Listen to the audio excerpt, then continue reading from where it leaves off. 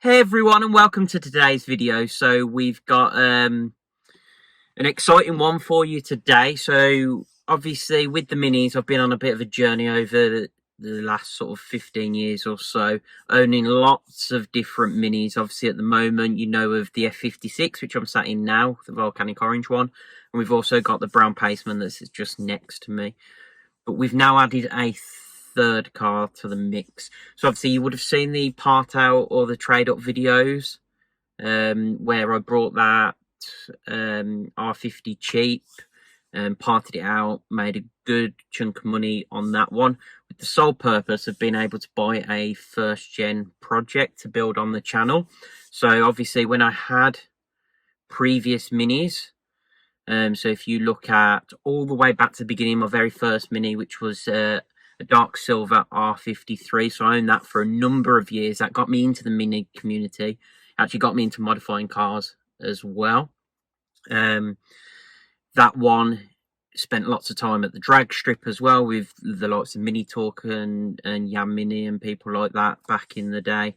Just having fun with the minis, modifying them, taking them up and down the drag strip. I think it went to Kerber a couple of times as well. So it's certainly not my first gen mini that I've owned. Then obviously a lot of you may even know the channel because of my second R53, which was the Porsche RS Green. So that car started off as a blue mini, lots of chrome, bought purposely knowing that I was going to completely build that car from the ground up. So I just wanted something that was a good spec and had a running engine. So that was taken back to bare metal and rebuilt into the car that many of you would have seen. Obviously, Porsche RS paint sits, the RS green paint stands out. You had the big bright yellow calipers, the yellow speed brakes, you had the Oz wheels. That car just worked, and so many people fell in love with that car, and I loved that car for a long time. However, I parted that out last year, which allowed me to purchase the R56 and modify that, the yellow one you would have seen on the channel in the last year or so. And then also the money from that also purchased the volcanic orange F56 that we see today, because I parted out the R56, which gave me the cash to buy this car, outright build this car. So it's been a journey, sort of from my very first R53 to my second one, obviously to the minis that I have now, to today's. Now, as you can see, I've built two cars. Those two cars got, the two R53s got a lot of recognition on social media. They were both magazine featured. So what I don't want to do is actually go and just buy another R53 hatch and build that, because for me, I don't think I could personally build a better R53 than the Porsche RS Green one. For me, that was sort of no holds barred. I did exactly what I wanted to do with that one, bought the parts that I wanted, and I wouldn't have changed a thing on that build. But I just want a car that I know I've started from the beginning and it's been all me, which is where this latest first gen comes in. And you'll see that, or you probably picked up the fact I'm saying first gen, because I'm not talking R53 this time. And I'm going to flick the camera around now and show you the car. So it's pepper white. I've not owned a pepper white mini before, so that's going to be interesting, trying to work out colour combinations, accent colours, things like that. It has no roof. It's a convertible, so we've gone for an R52. Now, it is a Cooper S. It's got high miles, but picked it up at a really good price, knowing that I've got lots of plans for it. There's already parts sitting in the garage from the R50 that can fit onto it. So what I'll do now is I'll go and walk you around the car, give you a little bit of an introduction, and give you an idea of some of the plans I've got for that car. And here it is. Ta-da! So we've got first gen mini, just like I said, Cooper S, obviously. So we've got that supercharged engine, but I have gone for an R52, which I know is a little bit different. I know not everyone's a fan of. There's lots of, I'm sure, memes and things out there in terms of a mini convertible. But for me, there's a really good reason why I was looking for an R52. In fact, first of all, you've got that supercharged engine. You can't complain at that. Second of all, the children absolutely love the F56. So one of the things they really like about it, fact, it's got a panoramic roof so that we can open that up and we get all the turbo and exhaust noises coming into the car as we drive along. So they absolutely love that car. So I thought, what can I do to enjoy the cars with them a bit more?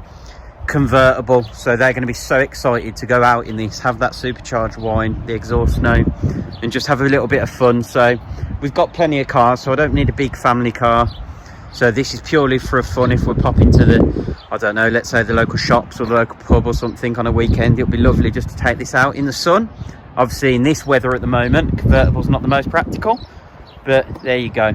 So the car itself is really tidy. So I mean, it's a 17-year-old car, so there's going to be little imperfections. So we have got like a little bit of lacquer peel here, which is easily to sand out and redo.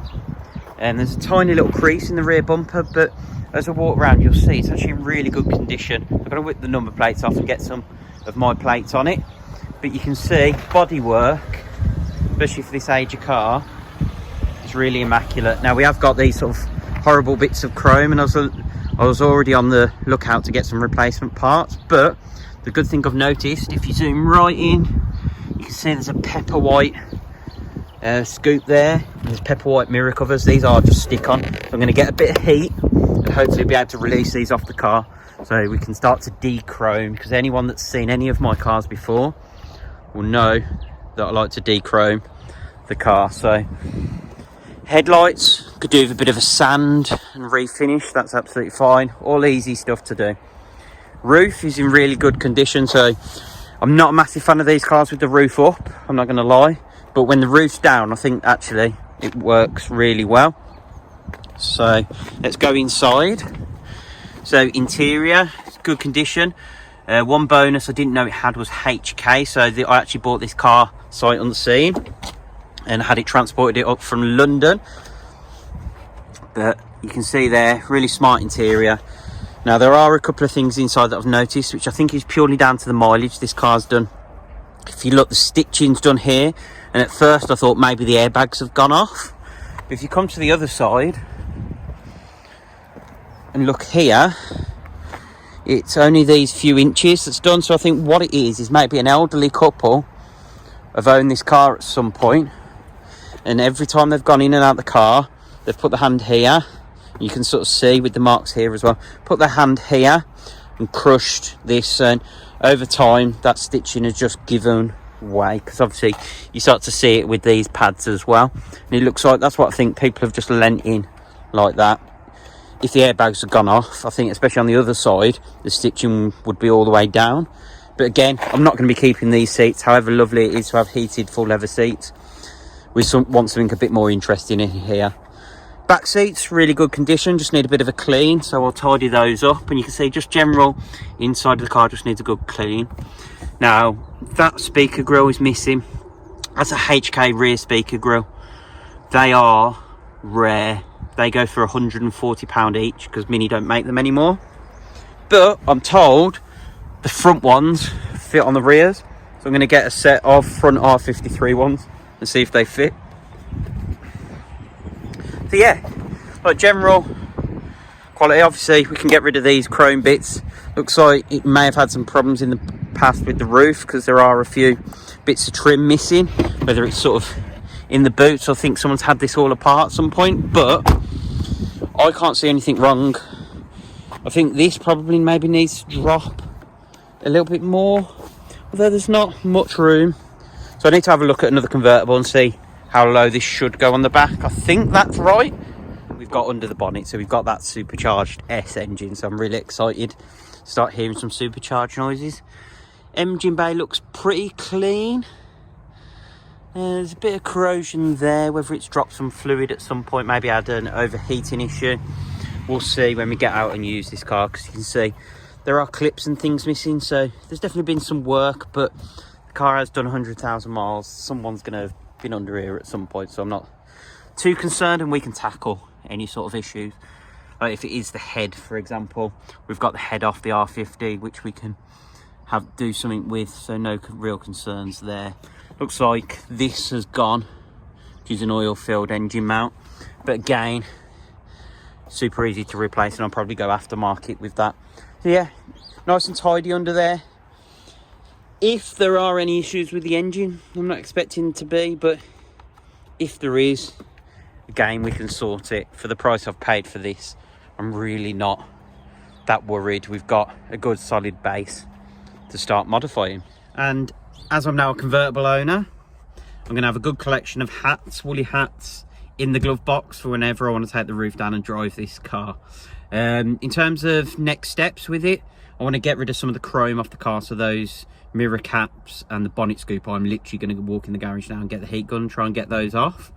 The R50 that I broke actually had pepper white aero skirts and a pepper white aero front bumper underneath that wrap, so they are going to go straight on this car. In terms of the rear bumper, I'm not a fan of the aero bumper, so I don't think I'm going to fit that.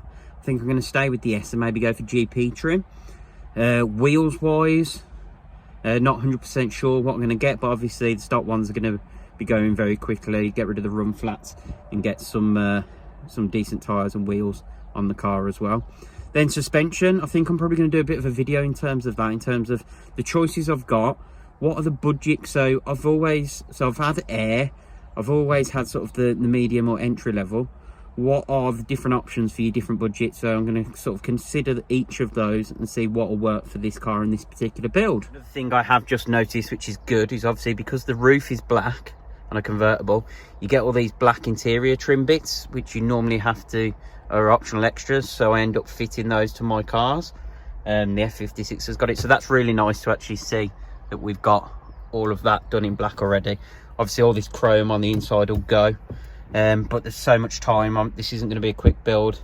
I just want to enjoy this one and do bits. So Apple CarPlay, I need to get in here as well, so if anyone's got any idea what options I've got for getting CarPlay in, whether it's a bigger screen, do they do single dim ones?